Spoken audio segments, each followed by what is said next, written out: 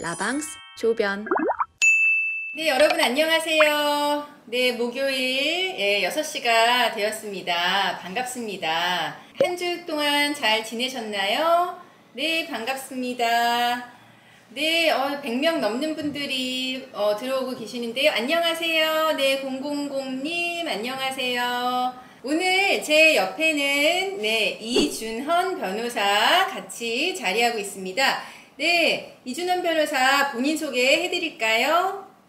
네, 안녕하세요. 저는 법무부 신세계로의 이준헌 변호사라고 합니다. 네, 네, 저희 신세계로에 합류한 이준헌 변호사. 방금 댓글에서 얼마 전에 텔레비에 나온 거 봤어요? 라고 해주셨는데, 네, 우리 이준헌 변호사 인상 좋죠? 네, 인상 좋은 아주 깔끔한 변호사입니다. 이준헌 변호사 방이 엄청 깔끔해요, 여러분. 나중에 아마 제가 생각할 때는 웹툰 스토리에도 올라갈 것 같은데, 네, 깔끔하고 완벽을 추구하는 우리 이준헌 변호사입니다. 네. 얼마 전에 텔레비 저 나간 거 보셨다는 분들이 많이 있으세요. 스토리 질문에도 이제 올려주셨고요. 네. 상담 때에도 이야기해 주시고, 인스타 이번에 라방 한다고 스토리 올렸더니, 방송 나간 거 질문해 주신 거 분만 4명이 그 방송에 대해서 질문을 해 주셨습니다. 제가 남자 변호사가 아니라 남자 의뢰인 변호를 했다라고 하시면서 남자 의뢰인 많이 변호하냐 이런 것도 질문하셨는데, 제가 남자 의뢰인을 선택을 한 것은 아니고, 이제 작가님이 이제 제가 남자 의뢰인을 만나는 걸로 이제 해주셨는데, 저희 사무실 대부분 여자 변호사긴 하지만 이제 남자 변호사도 4명이 있고요. 저희 의뢰인분들의 한 30-40%는 남자분들이세요. 그래서 남자분들 상담 오는 경우도 상당히 많습니다. 그때 이제 결혼과 이혼 사이 저희 사무실에 와서 촬영했었는데, 그때 이제 막 촬영 장비랑 이제 촬영 감독님들 오셔가지고 해주시는 거 막 북적북적 굉장히 이제 뭔가 촬영하는 기분이 나긴 했었죠. 계약 결혼 오픈 메리지는 위법인가요? 라고 스토리 질문 올라오셨는데, 이준헌 변호사 어떻게 생각하나요? 계약 결혼 오픈 메리지. 일단 혼인은 실질적인 혼인 의사가 있어야 되기 때문에, 그렇죠. 혼인 의사가 없으면은 혼인으로 인정되지 않을 수 있는데, 네. 그렇다고 위법으로까지 볼 수는 없을 것 같습니다. 보통 이제 계약 결혼하는 거 국적 취득하기 위해서 이제 계약 결혼 많이 하시거든요. 국적 취득하기 위해서 이제 계약 결혼하는 거는 진정한 혼인 의사가 없는 거기 때문에 이준헌 변호사가 이야기한 것처럼 위법입니다. 무효입니다. 무효. 그리고 만약에 정말 국적 취득할 목적으로 이게 이제 혼인신고를 하려면 혼인신고서를 작성을 해야 되거든요. 서류를. 그리고 신고한 서류를 구청에 갖다 내죠. 그리고 구청에 갖다 낸 서류로 이 혼인관계 증명서가 결혼을 한 걸로 바뀌지 않습니까? 그래서 이거를 사문서 위조, 위조 사문서 행사, 위조 사문서 행사로 인한 공정증서 원본 불실기재죄라는 3가지의 죄가 성립할 수가 있어요.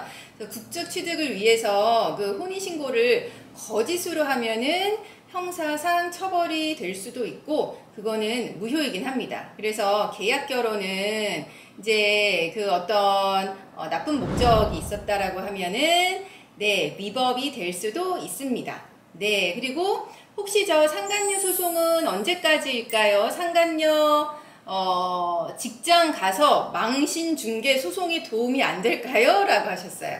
상간녀 소송은 언제까지 가능한가요? 상간녀 소송은 불법행위 위자료를 그렇죠. 청구하는 소송이기 때문에 알날로부터 3년 이내, 그리고 있음날로부터 10년 이내에 행사를 하여야 되고요. 네. 둘 중에 하나의 기간이라도 도과되면은 소송을 제기할 수 없습니다. 네, 그렇죠. 그러니까 상간녀 소송은 안날로부터 3년 이내에 이제 진행을 하시는 겁니다. 이거랑 헷갈리실 수 있는 거가, 이혼 소송은 부정행위 안날로부터 6개월 이내에 하셔야 돼요. 근데 이제 이혼 소송이랑 상간녀 소송이랑은 다릅니다. 그래서 이혼 소송은 안날로부터 6개월, 상간녀 소송은 이제 안날로부터 3년, 그리고 상간녀 직장에 가서 행패 부리는 거 도움이 될까요? 전혀 도움이 안 되고 오히려 네. 명예훼손이나 이런 걸로 고소를 당하실 수 있기 때문에 네. 주의를 하셔야 될 것 같습니다. 네, 오히려 내가 명예훼손으로 고소를 당할 수 있어요. 근데 이제 명예훼손이라고 하는 거는 형사 처벌이기 때문에 이건 전과가 남는 겁니다. 예, 벌금이라도 전과가 남는 거라서 이거는 나는 벌금 전과 상관없다. 그래도 가슴 속이라도 시원해지고 싶다. 뭐 이런 거 아니면은 하시는 거 정말 권하지 않습니다. 그리고 변호사가 꾸민 청소년들에게 해주고 싶은 조언이 있을까요? 있을까요? 대상이 청소년이면 변호사는 머리는 차갑고 가슴은 뜨거워야 되는데 아, 네. 네. 정의로운 마음을 가지시는 걸 먼저 하시면 좋겠네요. 아, 이런 질문 혹시 들어온 거가 최근에 그 법정 드라마 뭐 마이 라이프 어게인인가? 네, 그거 보고 이런 생각하시는 걸 수도 있긴 하겠네요. 저희 중학생인 저희 아들도 굉장히 이거 재밌게 보더라고요. 청소년들에게 해주고 싶은 조언은 변호사가 꿈이면 일단은 공부를 열심히 해야 되니까, 그죠? 변호사 되려면 일단 성적이 좋아서 좋은 대학에 들어가서 변호사가 되는 거니까요. 일단은 학업에 열중하시고 꿈은 꾸면 이루어지는 거잖아요. 거기에 따른 노력이 가장 중요한 거겠죠? 네, 그리고 이혼 판결 후 항소는 잘 되는 편인가요? 라고 하셨어요. 이혼 사건 1심에서 2심으로 가는 비율이 많을까요? 이준현 변호사? 제가 지금까지 진행한 사건에서는 그렇게 많지는 않은 것 같습니다. 네. 1심에서 보통 그렇죠. 대부분의 증거들이 이제 현출이 되고 네. 항소심에서 그걸 뒤집으려면 그에 상응하는 또 증거가 제출이 돼야 되는데 네. 보통 1심에서 다 이렇게 증거가 현출이 되는 것 같습니다. 네, 그렇죠. 그래서 제가 이제 생각할 때도 거의 1심에서 95%의 사건, 실제로 진행을 하다 보면 1심에서 조정으로 끝나는 사건이 80%예요. 조정으로 끝난다는 거는 이제 말하자면 2심까지 갈 가능성이 없다, 불가능한 사건이 80%고 나머지 20%가 판결로 가는데 거기서 항소를 하는 것도 비율이 많지 않아요. 그래서 거의 95% 사건은 1심에서 끝나는 것 같습니다. 네, 그리고 스토리에 올라온 질문 중에 하나, 필터링 없는 남편과 이혼이 가능할까요? 시부모도 그렇고 남편도 생각나는 대로 말해서 상처를 받는다는 거예요. 어떤가요? 말을 막 너무 가리지 않고 하는 거예요. 말을 가리지 않고 하시는 그 정도가 어느 정도인지를 먼저 좀 생각을 해보셔야 될 것 같은데 네. 이혼 사유 중에 뭐 배우자로부터의 부당한 대우나 아니면 네. 직계 존속으로부터의 뭐 부당한 대우에 해당하려면 그 부당한 대우 같은 경우에는 이제 뭐 폭언이나 아니면은 뭐 혼인을 좀 지속하기 힘들 정도의 어떤 모욕이까지 이르러야지 이제 이혼 사유가 되기 때문에 단순하게 그냥 자기 생각을 뭐 가감없이 말씀하시는 정도로는 이혼 사유까지는 힘들 것 같고요.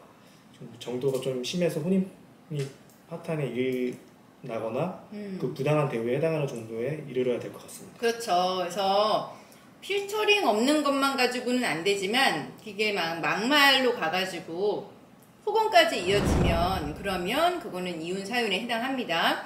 그리고 이제 그 댓글에 배우자를 정할 때 가장 중요하게 봐야 할 것이 뭐가 있을까요? 라고 하셨어요. 법률적인 질문보다 이게 더 어렵다. 네, 네. 어떤 거를 주로 봐야 될까요? 제가 생각하기에는 이제 앞으로 평생을 함께할 반려자이기 때문에 얼마나 이제 그 말이 잘 통하고 또 좀 생각이 다르다고 하더라도 서로 대화를 얼마나 이제 대화를 통해서 어떻게 좁혀 나가고 서로 이해해줄 수 있는지 그런 부분을 보는 게 중요하다고 생각합니다. 그렇죠.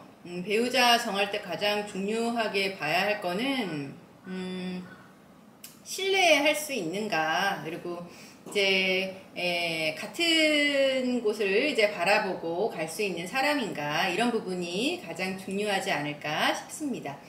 그리고 이제 댓글 질문 중에 아이 주소지랑 양육권 영향 있나요? 주소지를 옮기는 게 나을까요? 라고 하셨어요. 내가 만약에 이제 아이를 내가 데리고 나왔어요. 친권 양육권을 내가 원하는데 내가 있는 쪽으로 아이 주소지를 옮기는 게 내가 친권 양육권 갔는데 중요하냐, 이런 거예요. 일단 주소지보다는 이제 현재 양육하고 있는 그 상태 자체가 더 중요하다고 생각이 들어요. 그렇죠. 네, 그렇죠. 그래서 주소지 옮기는 것 자체는 큰 의미는 없습니다. 네, 맞습니다. 그래서 실제로 내가 양육하고 있는지가 중요하고요. 내가 양육하고 있는데 주소지는 저쪽에 가 있다고 해서 중요한 건 아니에요. 근데 저희가 이혼소송을 하다 보면은 아이는 내가 데리고 있는데 상대방이 친권 양육권 주장하면서 주소지를 빼가요. 예, 그러면은 전에 또 엄마가 빼오고 아빠가 빼가고 막 이런 사건이 있었거든요. 그래서 재판 중간에 주소지 빼가지 말라라고 하는 약간 그런 조치도 받은 적도 있었습니다. 그리고 제1인류의 파사삭 소멸됐던 사례는 어떤 게 있는지 궁금합니다 라고 하셨어요. 일단 대부분 상간 사건들은 그 인류애가 좀 소멸하는 게 많은데 네. 그 중에서도 이제 뭐 너무 이제 부정행위 상대방이 많았다거나 네. 아니면 그 개구리 올챙이적 생각 못하고 처음에 이제 조금 어려웠을 때는 맞아요. 뭐 부인을 위하는 척 하다가 나중에 돈을 잘 벌게 된 후에 부정행위를 하면서 그 다음에 뭐 정말 이혼만을 요구하면서 아무것도 안 그냥 이혼만 해주면은 뭐 위자료도 줄 수 있고 뭐 양육비 다 줄 수 있다 그런 식으로 나왔던 사건이 있었는데 그 사건이 조금 기억에 남습니다. 네, 근데 의외로 이렇게 젊은 시절에 어려운 그 세월을 같이 하고 나서 금전적인 여유가 생겼을 때 부정행위를 하는 경우가 굉장히 많습니다. 예, 그리고 정말 이제 뭐 그 개구리 올챙이적 시절 생각 못한다라고 하는 것처럼 이제 정말 상대방 배우자를 무시하고 이런 경우가 의외로 있어서 사람 인성도 굉장히 중요한 것 같아요. 배우자를 선택하는 데 있어서. 네, 그리고 그 이혼 후 혼인신고를 바로 할 수 있나요? 라고 하셨는데 네, 이혼 후에 혼인신고 바로 할 수 있습니다. 그 이혼한 상대방하고 다시 혼인신고 할 수도 있고요. 네, 이혼한 상대방 말고 다른 이성과 혼인신고 당연히 할 수 있습니다. 네, 그거는 당연한 거고요. 네, 그리고 댓글 중에 상간녀 소송 중 유책 배우자 별거 중입니다. 이혼 소송 시 양육권 친권 유리한가요? 저한테는 한 푼도 안 주면서 애들 학원비, 애들 들어가는 비용은 유책 배우자가 내고 있습니다. 네, 이제 그 남편이 유책 배우자인가 봐요. 남편이 이제 부정행위를 했는데 이제 별거 하면서 아이들은 내가 키우고 있는 것 같은데요. 나한테는 생활비는 안 주면서 아이들한테 들어가는 학원비는 주고 있는 상황이에요. 네, 뭐 친권 양육권 이분한테 유리할까요? 네, 일단 친권, 그러니까 직접 아이를 키우고 계시고 또 아이와 그 애착 관계도 좀 많이 보기 때문에 양육비를 그 지급하는 것만 가지고는 이제 유책 배우자 쪽에서 유리할 것 같다고 생각하지 않고요.